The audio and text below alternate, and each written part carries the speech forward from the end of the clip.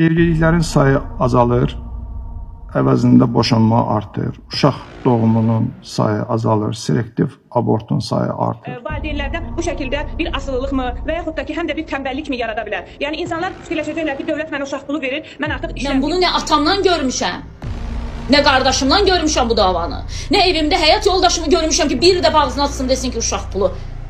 Kişi də uşaq pulu davası eləyər. Azərbaycan kişisi daha deyirəm, fahişə qadından beşbeter olub bəziləri. İllərdir deyir, uşaq pulu verin, iş verin, ölkəni tərk etməyək, bu ölkədə yaşayaq.